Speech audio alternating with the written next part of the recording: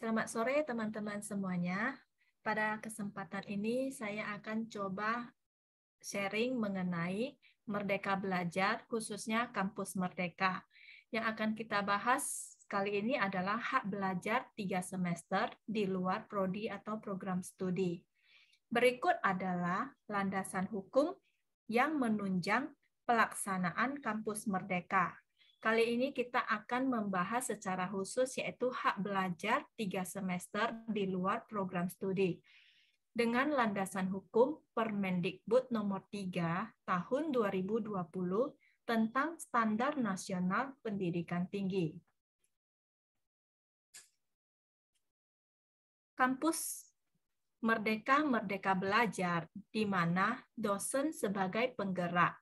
Dosen memfasilitasi pembelajaran mahasiswanya secara independen dengan menggunakan bentuk-bentuk non-kuliah seperti magang, kuliah kerja nyata atau KKN, menghadirkan praktisi atau dosen dari industri, bila perlu di RPL-kan, dan melaksanakan proyek yang melibatkan mahasiswa.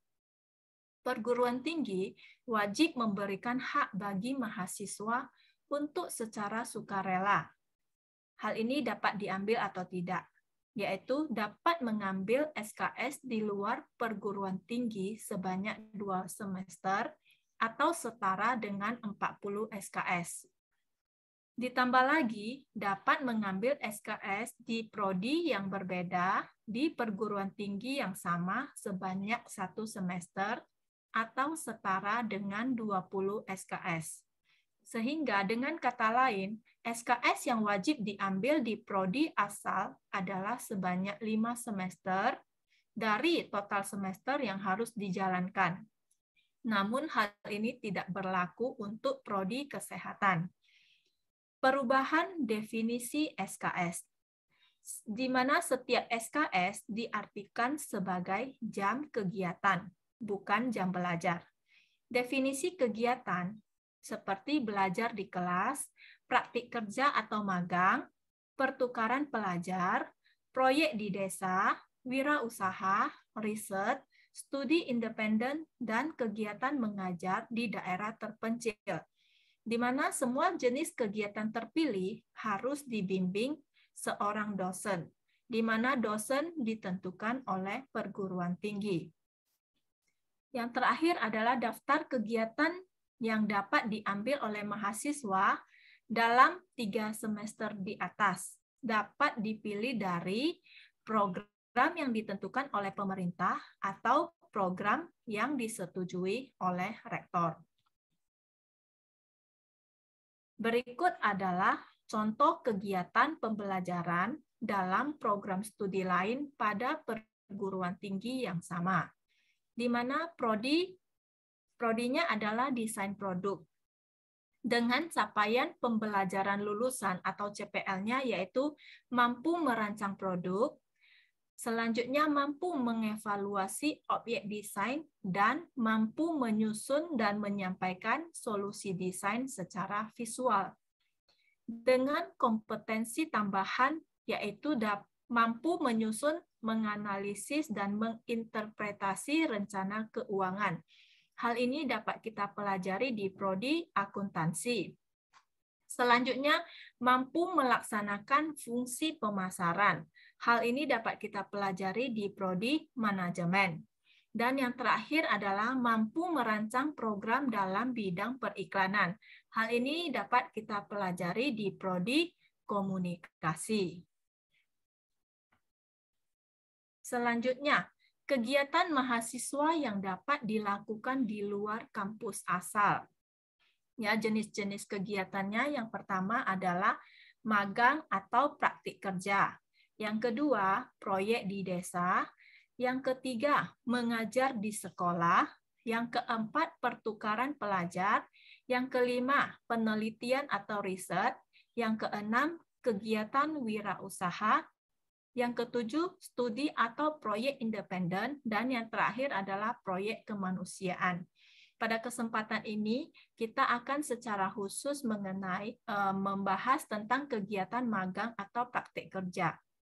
di mana kegiatan magang di sebuah perusahaan, yayasan nirlaba, organisasi multilateral, institusi pemerintah maupun perusahaan rintisan atau startup. Dengan catatan, kegiatan ini wajib dibimbing oleh seorang dosen atau pengajar. Contoh mahasiswa yang magang di industri selama 6 bulan. Mereka mempelajari hard skill, yaitu merumuskan permasalahan keteknikan. Ada 3 SKS. Selanjutnya, menyelesaikan permasalahan teknis di lapangan. Ada 3 SKS. Kemudian, kemampuan sintesa dalam bentuk desain. Ada 4 SKS. Untuk soft skill yang dipelajari, yaitu kemampuan berkomunikasi, ada 2 SKS. Kemampuan bekerja sama, ada 2 SKS, kerja keras, 2 SKS, kepemimpinan, 2 SKS, dan kreativitas, ada 2 SKS.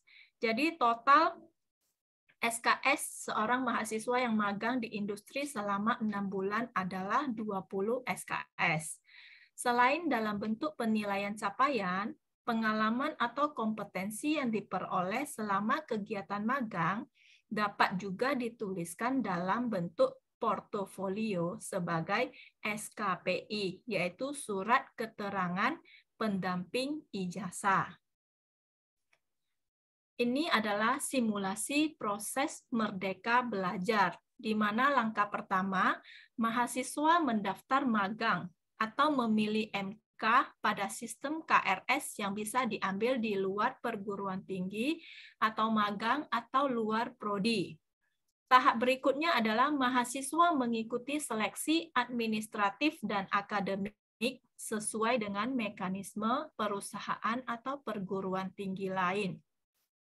Setelah mahasiswa lulus mengikuti seleksi yang dilakukan oleh industri atau perguruan tinggi lain, maka mahasiswa akan melakukan magang atau kuliah di perguruan tinggi lain atau prodi lain. Di samping itu, saat mahasiswa melakukan magang, maka proses penilaian akan dilaksanakan oleh dosen pembimbing bersama dengan pembimbing industri atau dosen dari perguruan tinggi penerima atau prodi penerima.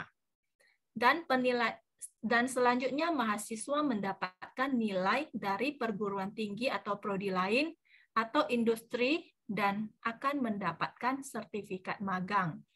Di mana sertifikat magang ini akan dikonversikan ke dalam nilai dan pengakuan SKS. Dan ini akan diinput ke dalam KHS. Selanjutnya KHS ini oleh perguruan tinggi asal akan dilaporkan kepada PDDikti, yaitu Pangkalan Data Pendidikan Tinggi. Sekian sharing saya sore hari ini, semoga bermanfaat. Ilmu adalah untuk amal, kebijakan adalah untuk kebajikan. Sekian dan terima kasih.